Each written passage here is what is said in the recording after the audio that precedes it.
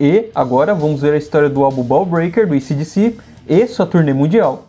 O sino é o símbolo da banda e vai tocar às 9h15 da noite, anunciando o começo do show. E aquela bola presa num guindaste vai arrebentar uma parede.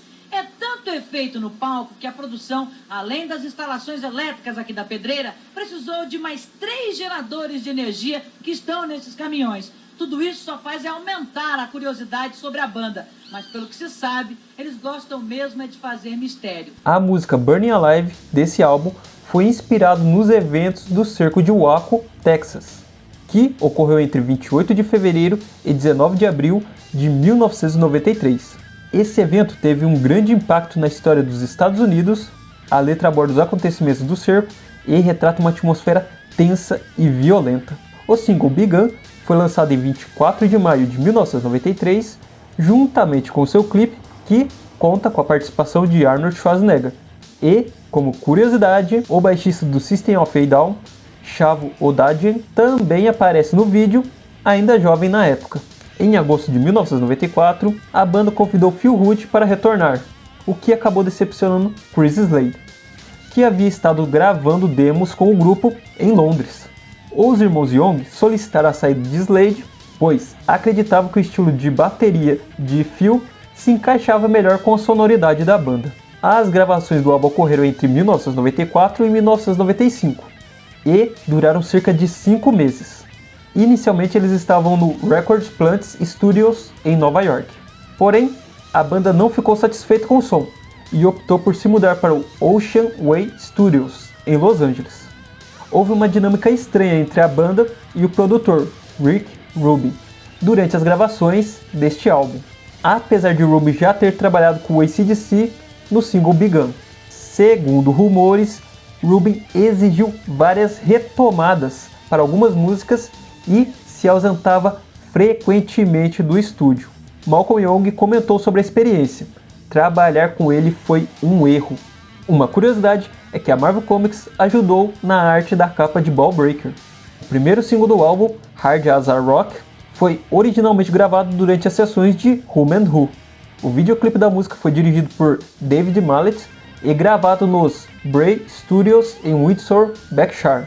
No vídeo, que apresenta um estilo semelhante ao de Thunderstruck de 1990, onde vemos Angus em uma bola de demolição que destrói um prédio. Cover You in Oil apresenta uma letra tipicamente lasciva.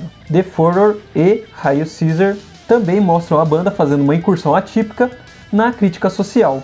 Ball Breaker foi lançado em 26 de setembro de 1995, não agradou a crítica, mas chamou a atenção dos fãs. A turnê mundial Ball Breaker teve 5 etapas ao redor do mundo, começando em 12 de janeiro de 1996 em Greensboro, na Carolina do Norte. Do momento mais esperado, de repente, o mega cenário é totalmente destruído.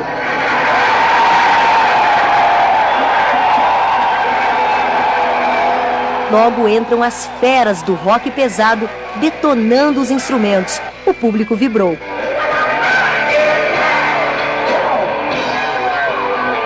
É a segunda vez que os australianos do AC/DC tocam no Brasil. A primeira foi no Rock in Rio. Isso quer dizer que essa galera esperou 11 anos para ver de novo os ídolos. Uma espera que com certeza valeu a pena. Em 10 de julho de 1996 foi gravado um show no Plaza de Toros de Las Ventas, Madrid, que seria lançado em VHS intitulado No Bull naquele mesmo ano. Próximo ao fim da turnê, que ocorreu em 30 de novembro de 1996, em Christchurch, na Nova Zelândia. Durante a turnê mundial do Ball Breaker, um vídeo com os personagens Beavis e Butthead era exibido no início de cada show. Open up and give us some chicks! Yeah, stop taking all the chicks. We want some. Whoa.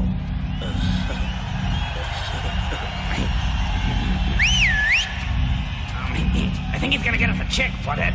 Cool.